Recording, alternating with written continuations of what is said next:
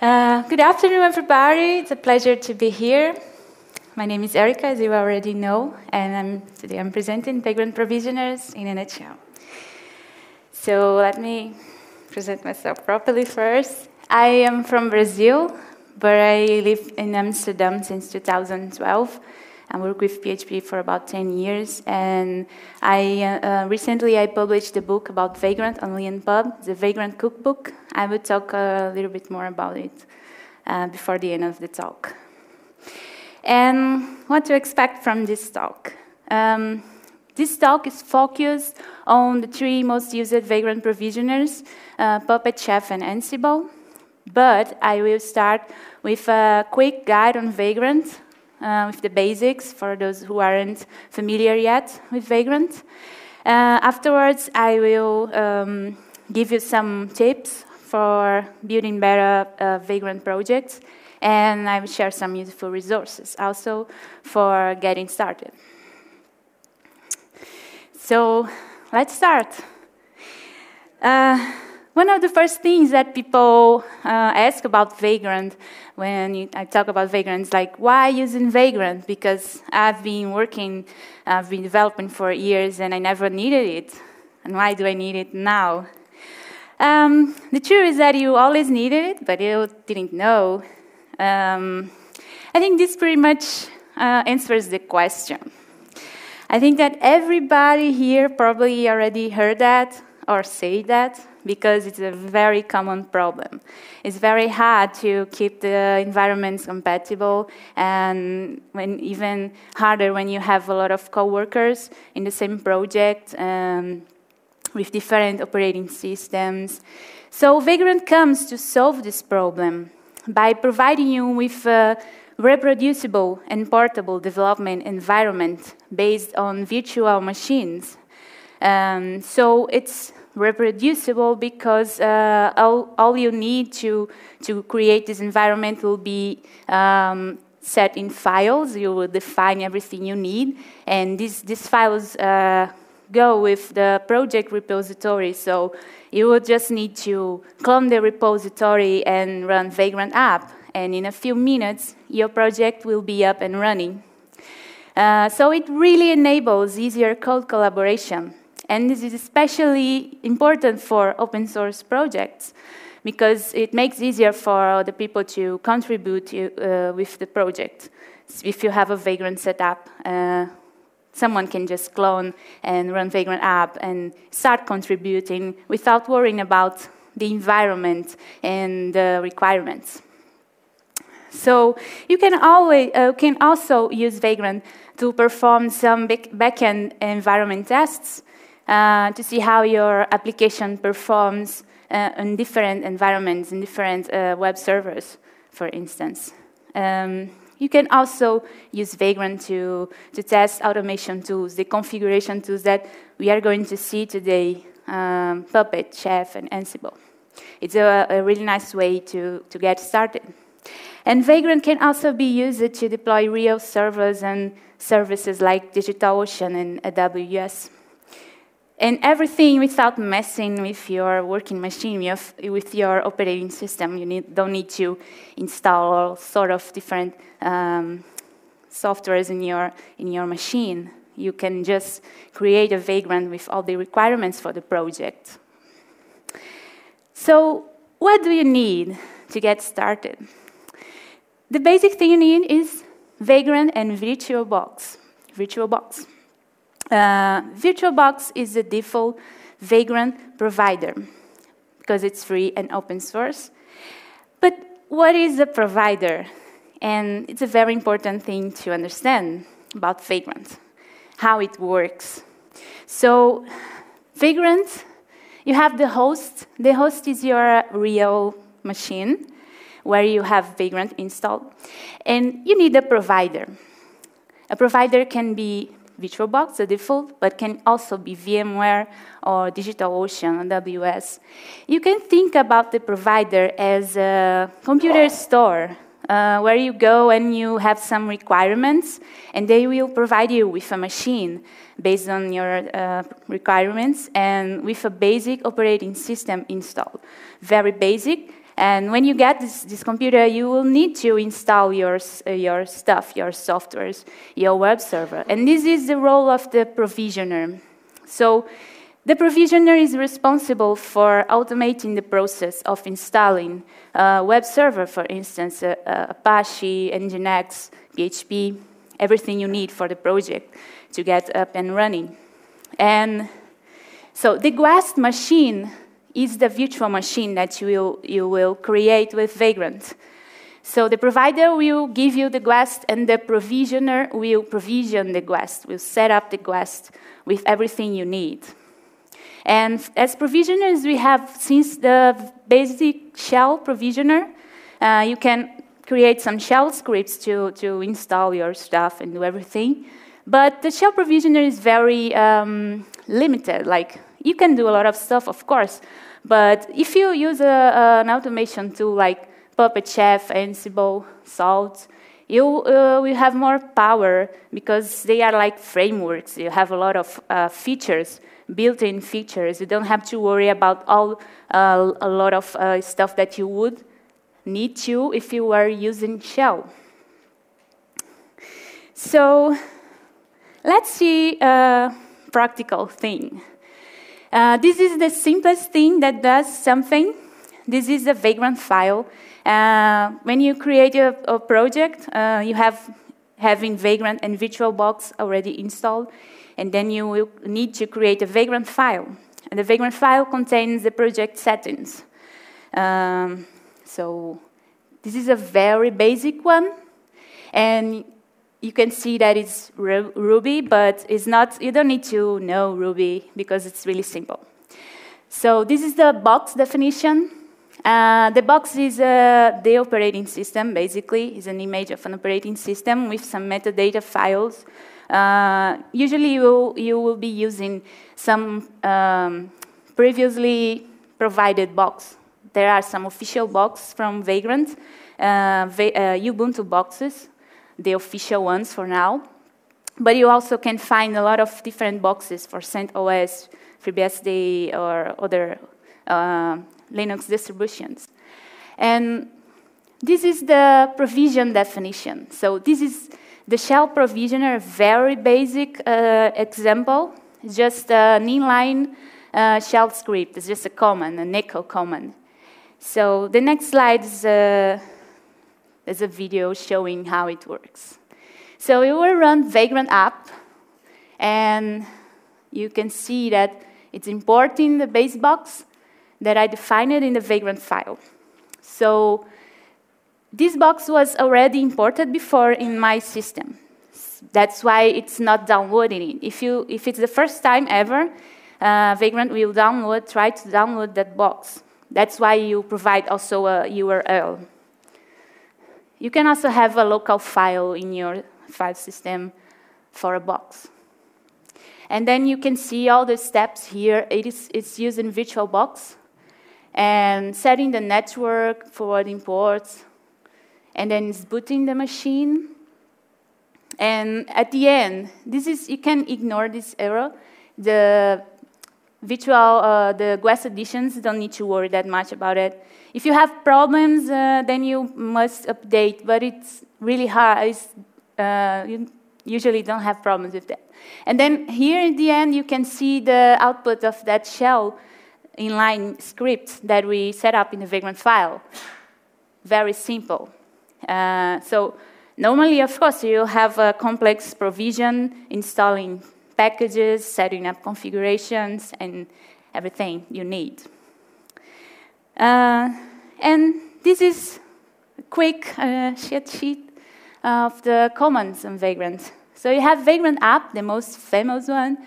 When your machine is turned off, then you must use Vagrant app. This will turn the machine on. And if you already run the machine before, provisioned the machine before, it will not run the provision. But if it's the first time, it will turn on the machine and run the provision. Vagrant SSH is to log in to the machine. You don't need to provide a password by default. It already runs, has some keys by default. And Vagrant reload will reboot the machine. So if your machine is already turned on and you want to, if you make changes to the Vagrant file, like adding, specifying the memory or something else, you have to reload the machine. And you can also run only the provision if you run Vagrant provision. This will only run the provisioners you define in your Vagrant file. To turn off the machine, you run Vagrant halt. If you want to save the state, you run Vagrant suspend. And Vagrant resume to come back suspended machine. And Vagrant destroy, you use it for like clearing everything, all the changes, and starting from scratch. So if you are building a provision, you need to use this command sometimes to check if your process is all going well from the start to the end. So, do you have questions about Vagrant now? Anybody has a question? This was the basic guide on Vagrant. It was really basic because we are going to focus on the provisioners. But if you have questions for now? No? Okay? Okay, good. Everybody good? Okay, so let's go for the provisioners. So, I call this a provisioner tasting because it's an overview. It's not possible to teach these tools in a talk, in a talk. It's impossible because they are complex tools. Even using with Vagrant, they are a bit complex. But what I'm going to do is show the main characteristics and show a practical example, a simple example, so you can compare them. And then afterwards, you can choose the one you like best. Let's start with Ansible. Ansible is quite new comparing to the others. And it's a very straightforward tool. The scripts are written in YML. It's very, very clean and like very human readable. The scripts are called playbooks. And the execution order in Ansible is sequential, which means that the tasks are executed in the same order you define them in the file, in the playbook, which is good. Ansible has a lot of built-in modules to make things easier. Things like updating the apt-get update, for instance, or for dealing with DigitalOcean even, or creating database users. They have a lot of built-in modules for helping with that. You can also create your own modules and organize your stuff into roles. There are kind of bundles with specific tasks like Nginx. Then you have a lot of templates and tasks to install and set up an Nginx server. Ansible is the third most used provisioner. This data, this information, these statistics are based on a research I made with 720 Vagrant users in January. So Vagrant is the third most used nowadays. The documentation is very clear, very good. And Vagrant is Ansible is very straightforward. It's really not hard to get started with Ansible. But there's something. You need to install the Ansible package to use Ansible. It's different from the other two provisioners that we are going to see, because before, Vagrant used to bundle the provisioners together with Vagrant. So Chef and Puppet come together, like are bundled together.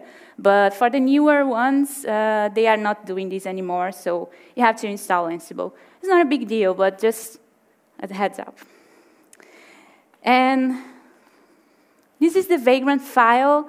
The provisioner part, you probably remember the inline shell script, we used it before.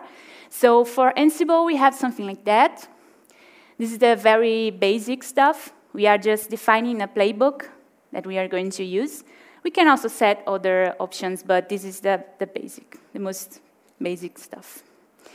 And this is an example of a playbook. It's a very simple playbook, of course.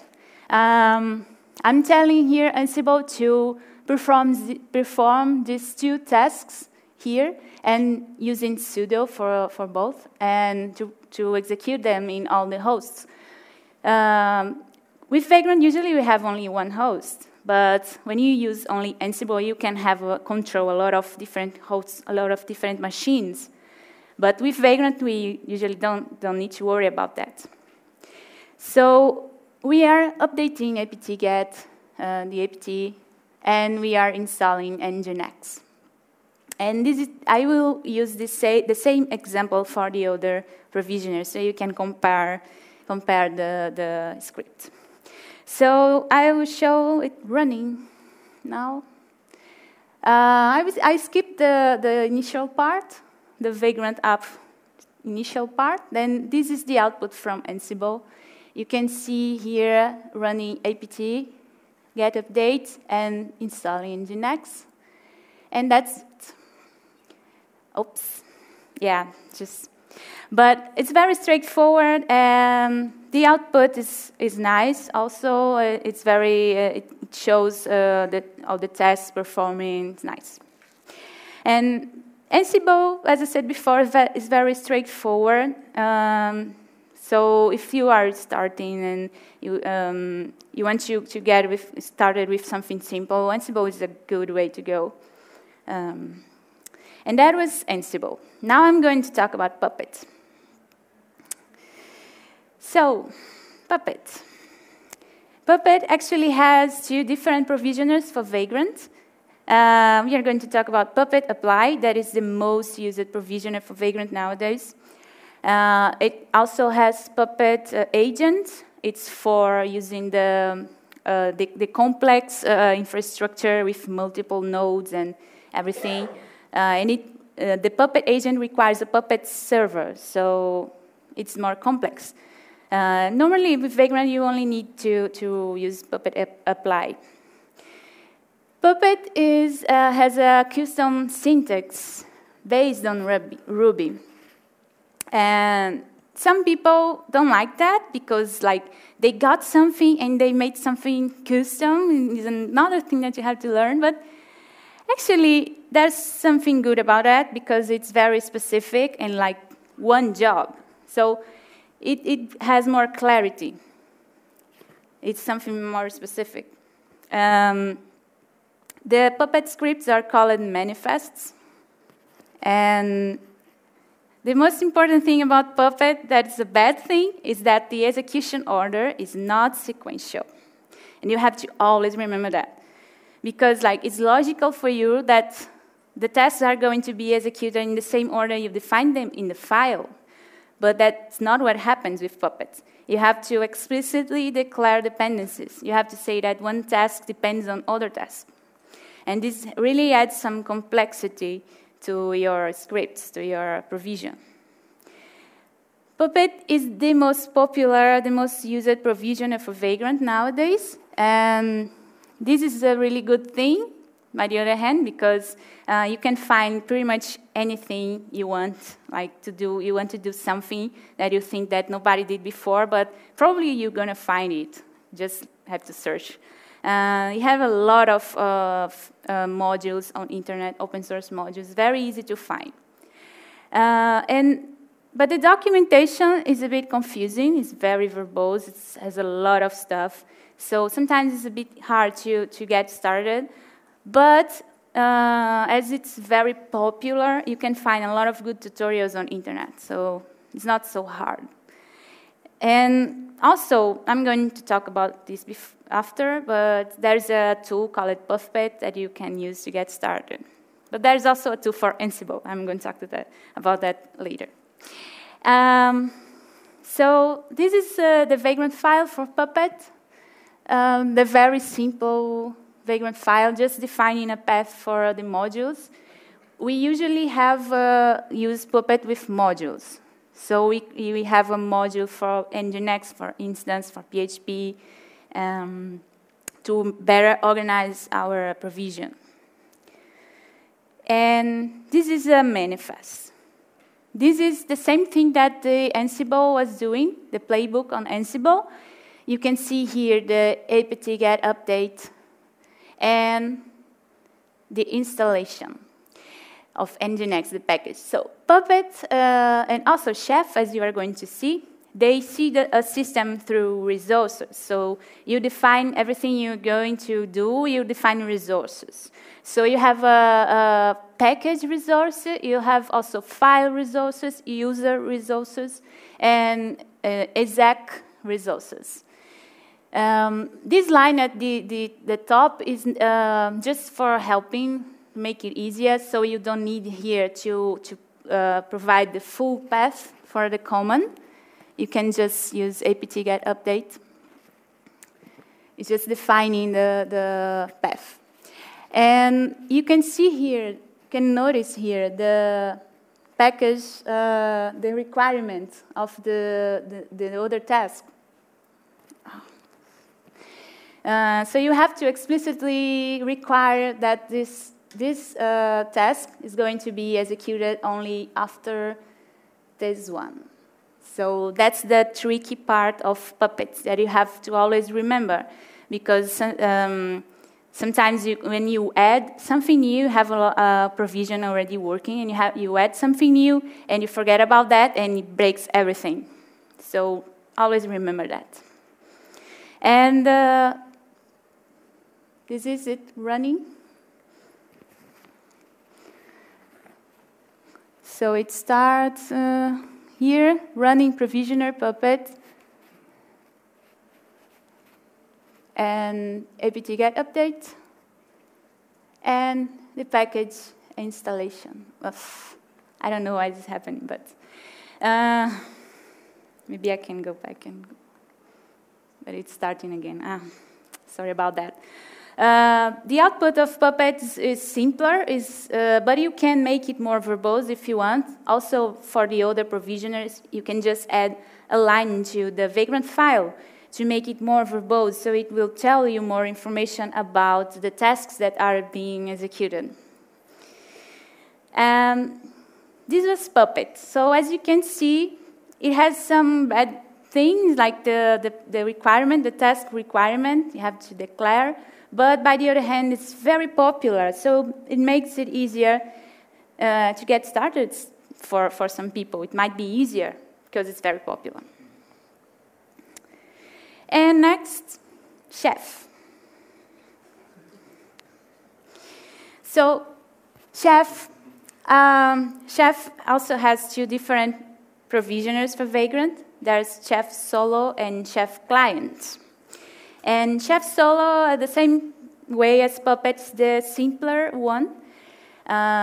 Chef Client, you need to have a Chef server, and it's more complex. You usually don't need. Chef, the scripts in Chef are based are Ruby, are pure Ruby. So you really actually write Ruby for the recipes. There are also some custom stuff there for some specific resources, but it's pretty much Ruby. And the scripts are called recipes, and they are organized into cookbooks, which is cute. You can also find a lot of cookbooks on internet. It's very easy to find. They have a lot of cookbooks on their official website. The execution order is sequential also, as expected, the normal thing. And Chef is the second most used provisioner for Vagrant. And also some interesting information that I got in my research is that Chef is the most popular with Ruby developers. Of course, because it's Ruby. The documentation, it's chaotic. If someone new, like you never used Vagrant or never used some tool like this before, and you go to the Chef website, to the documentation, you really feel totally lost, completely lost. It's very hard to get started by their official documentation. And the last time I checked, they didn't even have a search box in the documentation. So that's nonsense. So, but of course, you can find third-party tutorials, like tutorials written by users and stuff like that. But the first thing you do is go to the official website when you want to learn something, right? And the documentation is really, really complex. Chef is complex. It has a lot of a complex infrastructure, the normal usage for deploying and for all that stuff. With Vagrant, it's more simpler. You don't need all that stuff. That's why it looks too much, you know, if you are going to use with Vagrant. But by the other hand, Chef is very powerful because the recipes are written in pure Ruby. You can use pretty much everything inside it. It's good for some people find it really amazing, but maybe it's not so amazing because it lost clarity, you know, in favor of powerful, so of power. Anyways, this is the Vagrantfile for using Chef. So very simple. Also, you add a recipe. Actually, it should be add cookbook because this is a cookbook, not a recipe. But that's how it's done. Cookbooks are organized in a very specific way. Also, the Puppet modules are the same. You have to use a specific organization for the directory. But it gets very well organized. Maybe a bit verbose. You have to create a lot of subfolders and everything, but it's okay. It looks good at the end. And this is a recipe. So it's pretty straightforward also. If you like Ruby, if you find it sexy, as some people say, you probably will like that. But for someone new, it might be complicated, that blocks, and, you know, it's not very straightforward if you're not used to the language. But you can learn. That's not a problem, right? You are developers. And this is the output from Chef. So it's collecting some information, cookbooks. It's more verbose than Puppet. You can see it's telling everything, and you can make it even more verbose if you want to. But this is the default. Executing apt, and oops, okay, sorry. So the output is more verbose than Puppet. It shows more information, which is good. I like the output and everything. So the thing about Chef is very powerful, but you have to learn some Ruby. You can't not use it without learning some Ruby. So it might be a bad thing for some people. It might be a barrier, but it's very powerful. And okay, that was the provisioner testing. So it was just an overview, so you could compare them and see the pros and cons of each one. And now I'm going to talk about some important advice on building better Vagrant boxes. Protips. The first thing is debugging. So sometimes things are not really going well. You have problems. Of course, that happens. And you can get some really weird errors on Vagrant sometimes. And if you get some unknown Vagrant error, something that you really, the error message is not very clear, then you should use the GUI from the provider, in this case, normally VirtualBox or VMware. You can just open that, the VirtualBox. You have a list of all the machines you already created in your system, all the virtual machines, and you can just run from there. And if there is any problem with the provider, it will show the message. It will be more easier and clear for you. Sometimes Vagrant cannot access, cannot know the error from Vagrant, from VirtualBox. So even sometimes Vagrant even says in the error message, if you have a GUI for the provider, open it to check the error. And it's a good tip.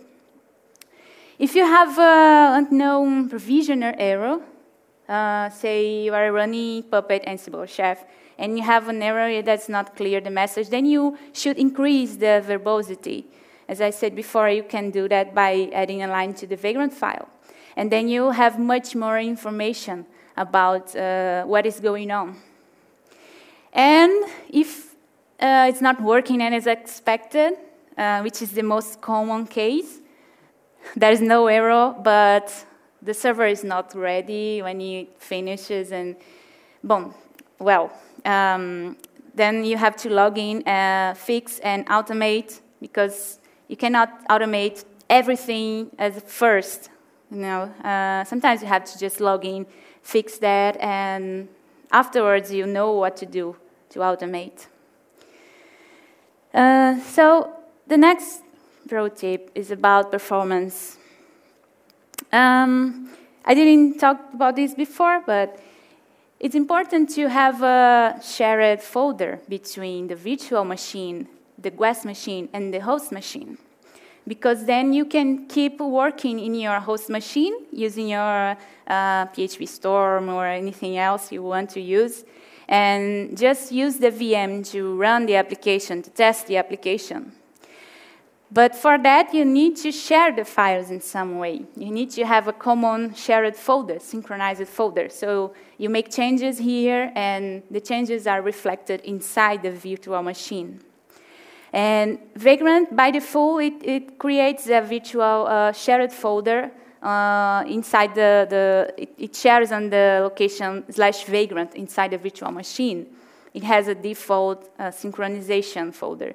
But it's kind of slow. You have to use NFS, if possible, to make it faster. But even with NFS, it's still problematic. When you have like Symfony or other framework, other application that has a lot of writing operations on this has a high cost, because each change in the files, it will try to synchronize, and then it will be very slow. So you have to avoid that by changing this location. You can change the cache and logs folder on Symfony, for instance. It's not very hard. You can edit the app kernel and override some methods, and then you can change the location for outside the shared folder. There will not be a big problem, and it will be very, very faster. So I have a demonstration, like print screens, of course. This is a local server here in my machine, and it's a Symfony application. And you can see here this is like the complete loading time for everything with the front end resources, everything. So 5 seconds, around 5 seconds. And then when you go for the Vagrant environment, the very same application, the very same thing, it goes to 24 seconds. So it's very slow. And this is like by default. So when you make this optimization that I said before, to change the logs and cache folder, it goes back to 5 seconds, and it's even faster than the regular environment in your local machine. So it really makes big difference. Okay, that was the pro tips. And now I'm going to share some resources for you to get started. Yeah. It had to be a cat, right? Of course. So the first one is Puppet or Puffet or Puffit. I'm not sure how it's called. But this is one of the reasons Puppet is so popular, especially with PHP developers, because this project really makes it easier to get started with Vagrant. You can create a complex provisioner with a lot of different options. And you just download a bundle with everything you need. But it's Puppet, so maybe you are not going to like. Maybe you are going to like. I don't know if you like it or not, Puppet. If you like Ansible, now there's another option, Ansible. This is really an early stages. I built this this Thursday. I was like 12 hours of work. And of course, it's open source, so you can contribute. And it's very simple for now, but you can create the bundle, the complete bundle for Ansible with different web servers and even a JVM. So it's good, right? And you can choose some packages, but it's really on early stages, so we need to improve that a little bit. But it's working, actually. It's even working.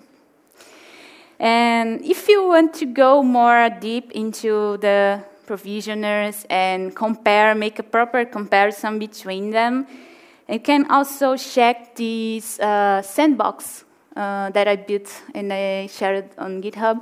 It has the provisioner of a PHP web server and the 3 different tools. So you can actually compare them and see differences in everything. And also, I wrote this book on LeanPub, and there's this discount coupon if you want to get it on a special price.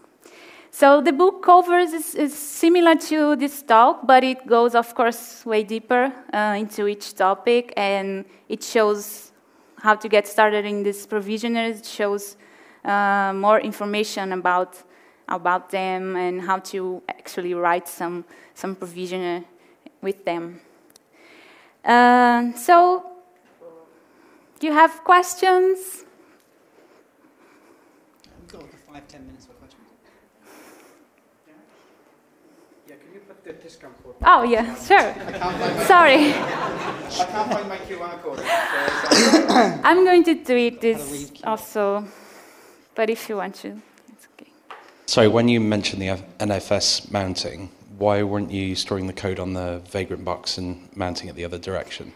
Sorry, I'm bad at hearing. Okay, so you were storing the code on your host machine and then mounting that... Sharing the code? And then mounting that from your Vagrant box when you brought it up. Yes. Why didn't you have the code on that box to cut your I/O down? The thing is that the code must be shared in some way, right?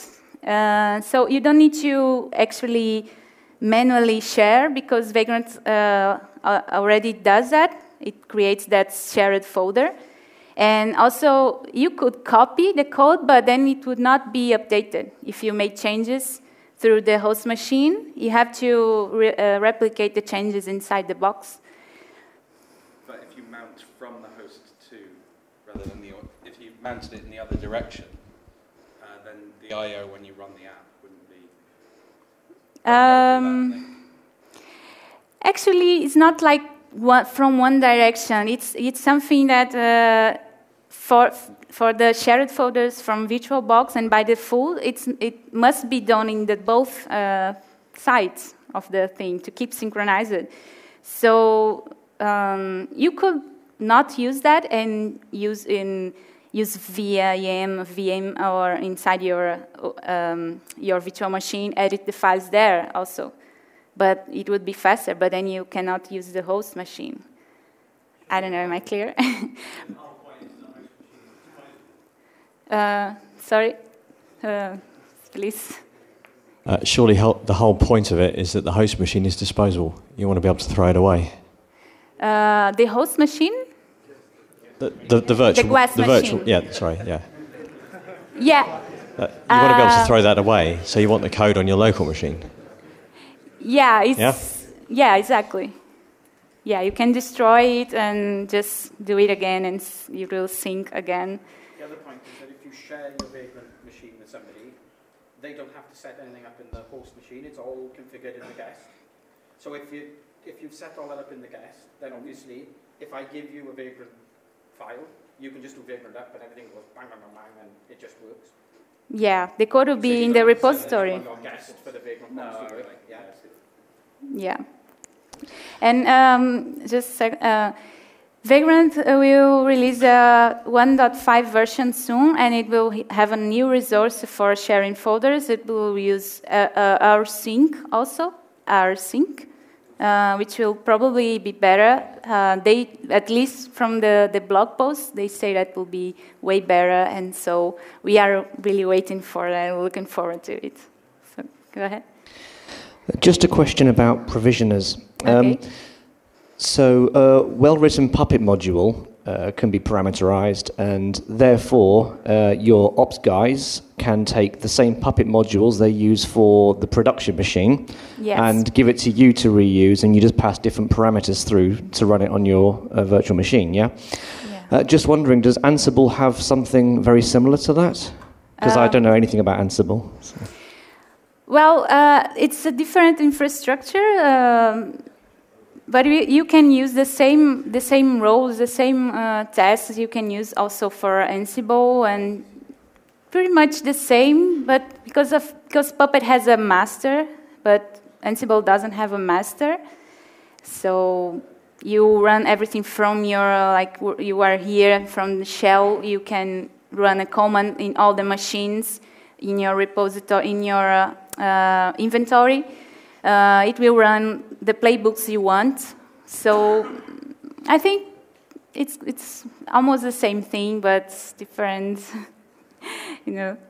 Yeah, and you can use the same if you use Vagrant also for providing for creating the machines on AWS and DigitalOcean. You can use the very same tasks, and just, of course, you're going to need to change some stuff to make it more safe and secure on the production, but you can do that with variables and some custom stuff. Hi. What have you found to be the main advantages of using Ansible over a different provisioner? Sorry. What are the main advantages of using Ansible rather than Puppet or Chef?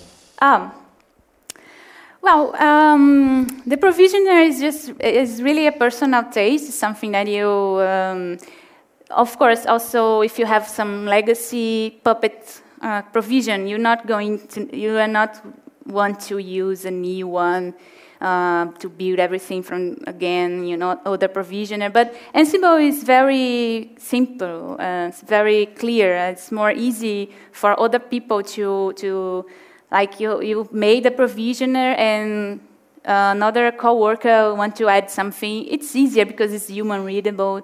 It's very straightforward. It's the most important thing about Ansible. It's the simplicity. You're welcome. Other questions? Okay. So, do you know if for Ansible there is something like a client-server architecture, the same thing that you have for Puppet and Chef? Like with a master and... So, Puppet master or Chef solo, Chef client. Is this something similar for Ansible? For Ansible. As far as I know, no, because when you run Ansible without Vagrant, like just Ansible, you run from your machine. It uses SSH to run the commands. You don't need a server. It's not. That's why it's simpler. Overall simplicity, because you just run here. You can run without Vagrant. You can run Ansible on my inventory web servers, and you can have different groups of servers, and you can run commands in separated group of servers. In the sense. The other thing is, you said at the very beginning that Ansible is not installed by default in the virtual machine. Yeah. So I guess that you have to run a shell script, a provisioner. No. You don't need to install on the Guest, in the host. You have to, in the place you are going to use Vagrant, you need to, when you have Vagrant in VirtualBox installed, you have to also install Ansible. But if you are going to use the other tools without Vagrant, you also have to install Puppet and Chef in your machine to run Puppet, to run Ansible, But you run Ansible in the guest. You run from the host. Vagrant will run from the host, and then it will perform the tasks inside the Guest using SSH. Okay. Clear? Thanks. Is that clear? Okay.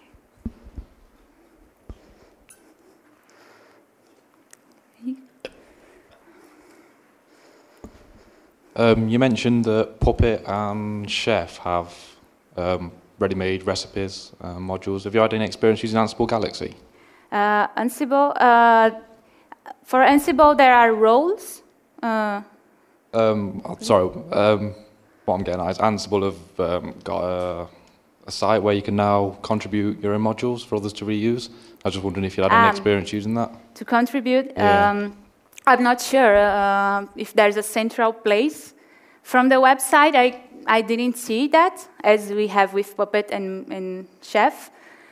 But we can find, it's not hard to find like contributions from people not on the official website, because actually it already has a lot of built-in modules. It's not like Puppet.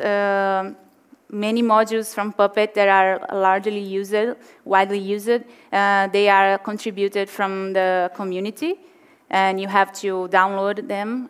With Ansible, you have already a lot of modules built in, already shipped with Ansible. So I think they don't have a central point for that.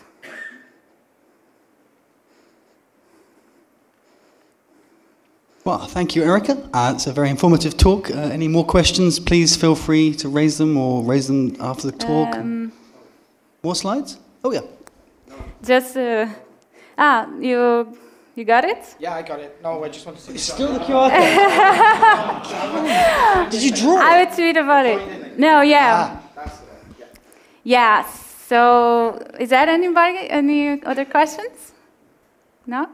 Okay, so if you have other questions, you can talk with me later. Erika, Heidi on Twitter, and I'm also on IRC. And if you can please rate this talk so I can make it better in the future, I appreciate. Thank you very much. Thank you very much.